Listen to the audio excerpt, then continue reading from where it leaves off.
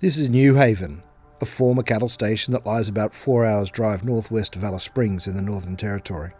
It's become a wildlife sanctuary. Some call Newhaven the jewel in the crown of a growing network of private sanctuaries owned and run by the Australian Wildlife Conservancy. Across the country, the AWC is buying up key habitat for the release of endangered species. On these sanctuaries, fences have become crucial tools to protect the animals that would otherwise be killed by cats and foxes. But in the hands of the AWC and its ecologists, the fences have become something else as well. Something like time machines. Inside them, you can catch glimpses of what Australia might have looked like before Europeans arrived, and what it might look like again one day if we ever free the continent from invasive predators.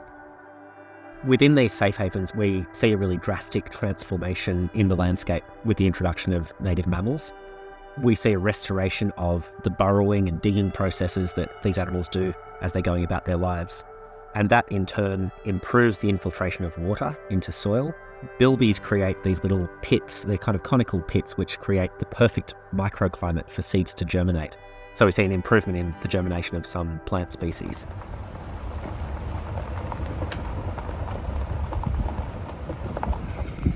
I've been working with AWC for about 10 years, and this is the most critical weight range endangered mammals I've ever seen in a day. Almost all of the extinctions of mammals we've seen in Australia are things that fit within the range of basically cat and fox food.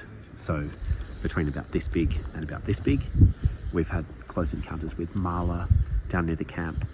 We've seen brush-tailed bettongs driving up to this trapping site. And just here we've caught, I think it was 7 burrowing bettongs at one site, at one warren system. So this place is really full of mammals now. It's absolutely, they're flourishing in this cat-free safe haven. This is a marla, one of 6 species that have been reintroduced to Newhaven, a very small member of the kangaroo family, and they used to be found right through Central Australia and the Western Deserts.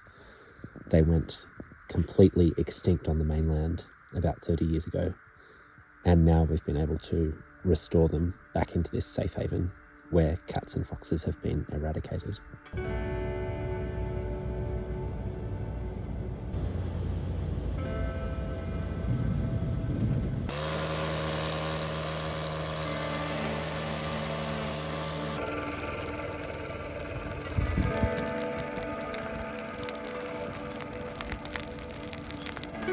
We've actually studied the interaction between native mammals and fire, and we've done experiments where we apply different sorts of fire management and track the fate of individual animals. We know that for almost all native mammals, it's not the fire that gets them, it's being preyed upon by either feral or native predators after the fact. So cats, foxes, but also owls, goannas, birds of prey, these things swoop in after a fire and take advantage of the easy pickings.